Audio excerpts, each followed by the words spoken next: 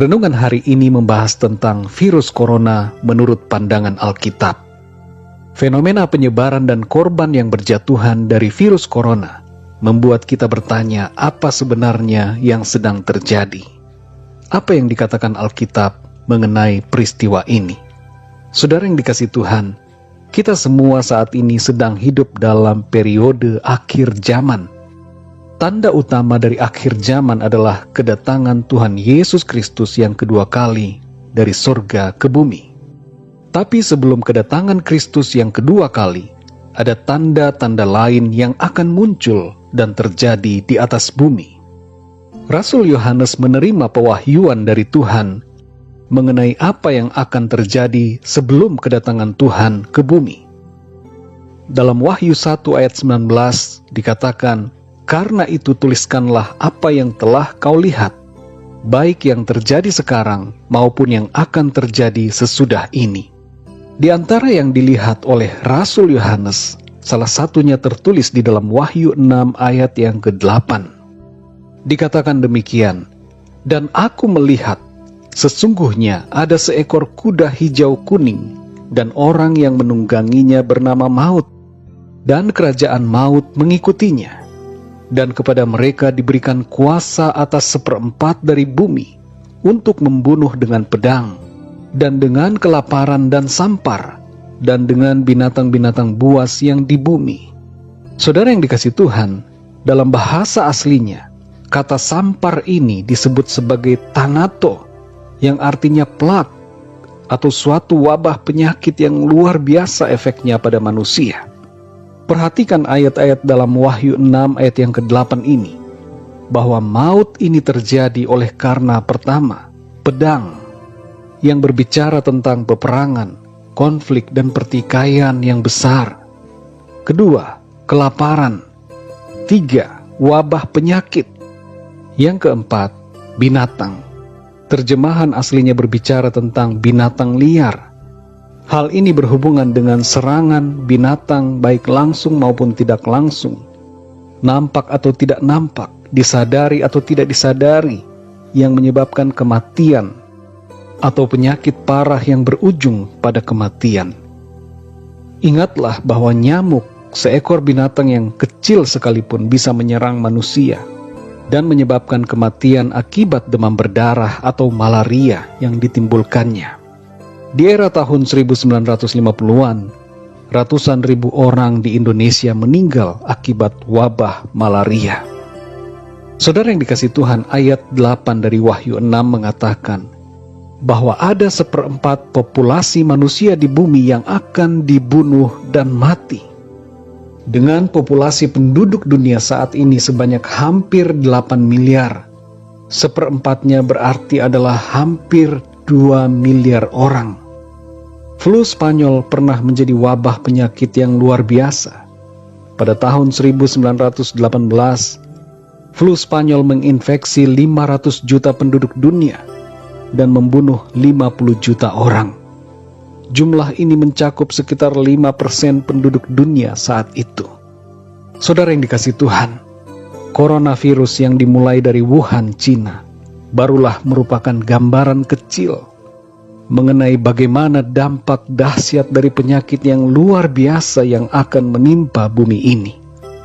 Virus corona hanyalah salah satu wabah penyakit yang muncul, yang harus menjadi pengingat bagi kita dan membangkitkan kesadaran kita semua bahwa pada akhir zaman, peristiwa wabah yang luar biasa dahsyat akan benar-benar terjadi.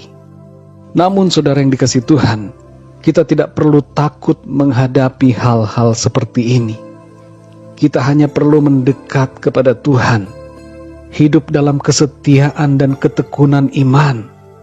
Persiapkanlah diri kita dalam menghadapi kedatangan Tuhan Yesus dengan cara hidup dalam kebenaran, kekudusan, dan kesetiaan.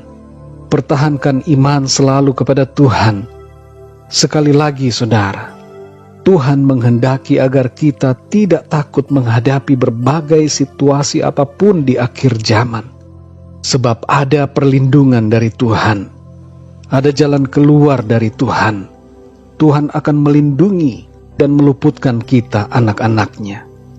Dalam Wahyu 12 ayat 14 tertulis mengenai pemeliharaan Tuhan atas orang-orang percaya untuk meluputkan dari masa kesukaran besar selama 3,5 tahun. Ini menunjukkan bahwa Tuhan mengasihi dan mau melindungi umatnya. Perlindungan ilahi diberikan Tuhan kepada orang-orang yang mau bertobat dan tinggal di dalam kebenarannya. Dalam Mazmur 91 ayat 7-11 tertulis, "Walau 1.000 orang rebah di sisimu, dan 10.000 di sebelah kananmu, tetapi itu tidak akan menimpamu."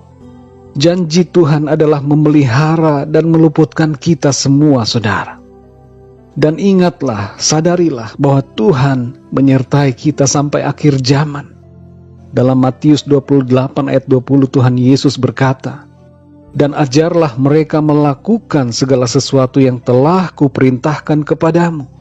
Dan ketahuilah, Aku menyertai kamu senantiasa sampai kepada akhir zaman." Saudara yang dikasihi Tuhan, kita hidup oleh iman, bukan ketakutan. Jadi jangan kita takut, karena ada Tuhan yang berjanji memelihara hidup kita. Ada Tuhan yang bersama dengan kita dan menyertai kita sampai akhir zaman. Bagian kita adalah beriman teguh, melakukan kehendak-Nya, dan setia selalu sampai akhir. Mari kita berdoa, saudara. Bapa di dalam surga, kami mengucap syukur untuk firman-Mu yang memberikan janji kepada kami bahwa Tuhan melindungi dan memelihara kehidupan kami, serta Engkau menyertai kami sampai kepada akhir zaman. Kami berdoa saat ini untuk setiap orang yang mengalami situasi sulit dalam hidupnya, terlebih khusus para korban dari virus corona yang saat ini menjadi wabah di beberapa tempat. Kami berdoa agar Tuhan Engkau memulihkan dan menyembuhkan orang-orang yang mengalami sakit akibat virus ini. Kami berdoa untuk kota-kota di Cina, agar Tuhan Engkau memulihkan kota-kota ini. Dan kami berdoa agar Tuhan Engkau mencurahkan hujan keselamatan, anugerah dan kasih-Mu bagi bangsa Cina, agar mereka boleh mengenal Engkau dan datang kepadamu, ya Tuhan Yesus. Kami berdoa untuk perlindungan Tuhan bagi setiap anak-anak-Mu dimanapun di seluruh dunia.